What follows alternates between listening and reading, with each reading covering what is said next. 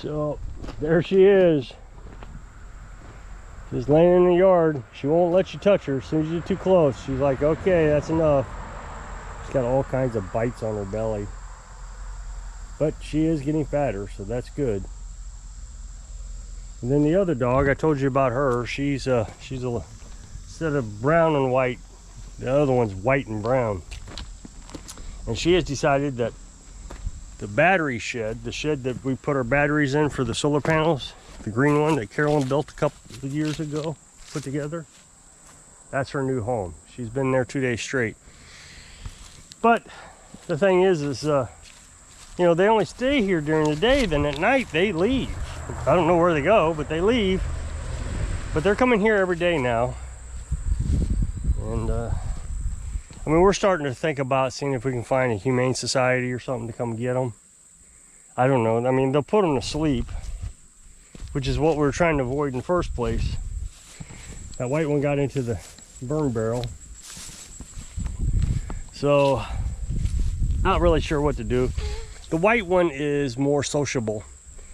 If you know, we cook out on the porch, so Carolyn will leave the door open to go in and out of it real quick. And that white one will try to get into the house. Of course, I don't want her in the house because that scares Skitty, and off she runs. You know, she'll be laying on the bed, and then all of a sudden she's tucked up underneath the bed, trying to hide. We'll have to do something with them, especially before winter. I don't want people thinking that they're our dogs and getting mad because we're leaving them out in the cold. And you know, people told me I needed to research who owns these dogs and just all kinds of stuff, and I don't want to do all that. I mean, but what I find most frustrating is the people who say I take these dogs in, or at least that brown dog. Once there was a second dog that showed up, I don't think people are so excited about me taking these dogs in anymore, but regardless, some were suggesting I keep the dog. And I've tried to explain, I don't know how many times, that is just not possible. You know, I tried to use Skitty as an excuse. And of course, I get these people, oh no, Skitty will be just fine with that dog. They'll get used to each other. Well, okay. Except you're not the one that had to chase Skitty up underneath the house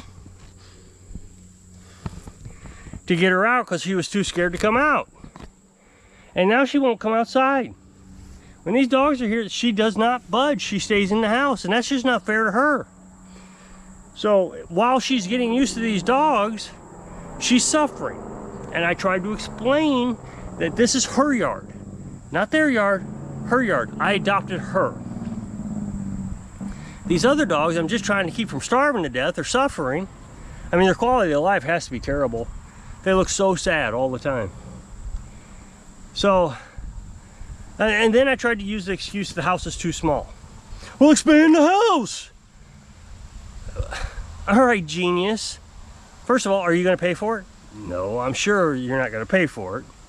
So that means I have to pay for it to expand a house for a dog that I don't want to keep because of Skitty.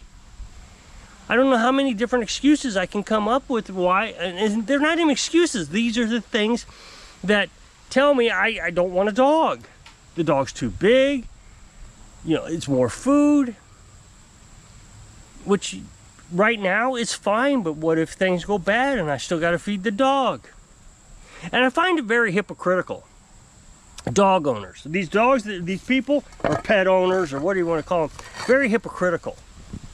Because they're the ones screaming at you that you need to adopt the dog because it's suffering and it's all your responsibility.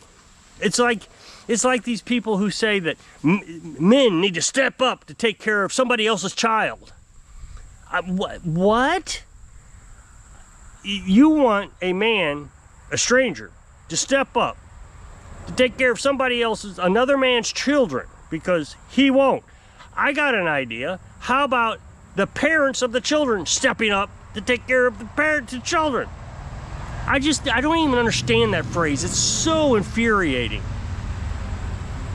So they'll tell you have to adopt a dog. But then there'll be the same people who say, well, if you can't take care of a dog for the rest of its life, then you shouldn't be taking a dog. Then why are you trying to convince me to take a dog? I don't know if I can take care of a dog for the rest of my life. I mean, I'm actually worried about Skitty. I will, just hear me out. I don't want Skitty suffering if something happens to me and Carolyn. So if we're in a traffic accident and both of us are dead, that would be terrible. So I like for her to be outside when we go out, just in case we're in a traffic accident. That way, at least she's outside and she can try to fend for herself a little bit. But now that the dogs are here, she won't even come outside.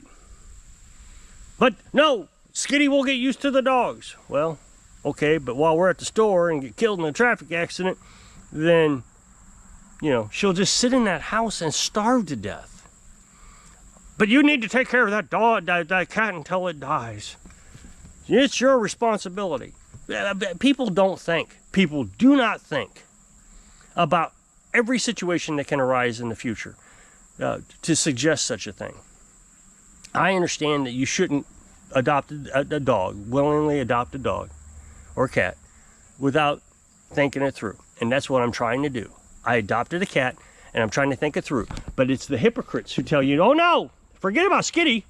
You already took on that responsibility. So now you have to take on another responsibility and train Skitty to adapt. No, I'm not going to train Skitty to adapt. I adopted her. I promised her through my own, worth that I was going to take care of her until she died. Unless I die first.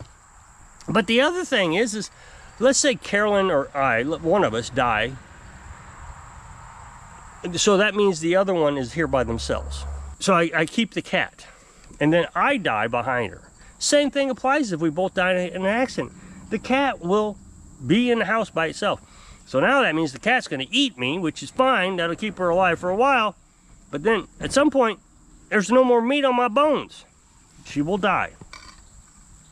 So I try to think things through. Well, you need to be more social because obviously, you have to. Well, no, I don't have to do anything. I can just accept that I don't want the responsibility. So I've already said that if, something happens to me, I will adopt the cat out. I love her dearly and I wouldn't want to get rid of her after, if Carolyn dies before me. I wouldn't want to get rid of the two things that I love, but I would just for her own well-being. So, people just don't think, and it drives me absolutely batty that I'm the one that is ridiculed for thinking. I've been very clear on this. I am not taking on another responsibility. First of all, I don't want the responsibility. I don't know why that can't just be good enough for the hypocrites out there who think that I'm supposed to take on a dog that I don't want, and then I'm supposed to be responsible for it for the rest of my life. Otherwise, don't take it in the first place. Well, again, why are you trying to convince me to take something that I don't want to take care of for the rest of my life? I mean, Carolyn and I don't know if I mentioned this. Carolyn and I have talked this morning about trying to find the Humane Society or something to take these dogs that will catch them. I mean, we can't touch them. They won't let us touch it. The brown one especially. I think I might be able to get the white one. I might be able to touch her. Especially if she went inside the house. Just let her go inside the house and I probably could get her pretty easy. And they're just ate up with ticks and flea bites and chiggers, and it can't be a good life. So that white one was down in that shed all night, or until after I went to bed. And the brown one, there's a tarp over there by the beast, and she curled up in that for a while until after I went to bed. But this morning when I got up, they were gone. So what I am figuring out is they're scavenging, I suppose, at night, so it's safer for them, because I'm sure the humans are shooing them away and throwing rocks at them. So there she goes. Now she is pretty good about going potty elsewhere. Now she could be upset that I'm talking so loud. I always talk pretty loud with the camera, but she usually goes elsewhere. She doesn't go potty near the house, so that's nice. So I mean, I can tell they've had some interaction. She's gonna lay in the sun. I didn't expect that. She doesn't like the sun. But maybe I'm talking too loud. So, I've always said on this channel that I don't understand people at all. I don't get them. And the thing is what they'll say to me is, well, it's my fault that I don't understand people. But how can you be of two minds? You must take care of a dog no matter what, at the sacrifice of the cat that you already took responsibility for, and then you have to be responsible for them for the rest of their lives, and if you're not, you're a bad owner. Okay, well, I'm a bad owner, so I'm not taking one. No, you gotta take it. I don't get it. And I just made a video about this similar subject yesterday. You know, people will become a lawnmower mechanic and they get mad at the customer for bringing them lawnmowers to work on. I don't even understand that. It makes no sense. In yesterday's video, I was telling you, some guy on Facebook was complaining that his customer brought him a lawnmower that the customer took the carburetor off. And now he doesn't know how to put it back. The mechanic doesn't know how to put it back on. Neither does the customer. So, if you don't know how to put it back on, then why are you taking the job? And why are you complaining about it? Why are you complaining about the customer? At least the customer was honest enough to say, hey, I took the carburetor off and now I don't know how to fix it, so I'm going to hire you to put it back on for me. I feel stupid.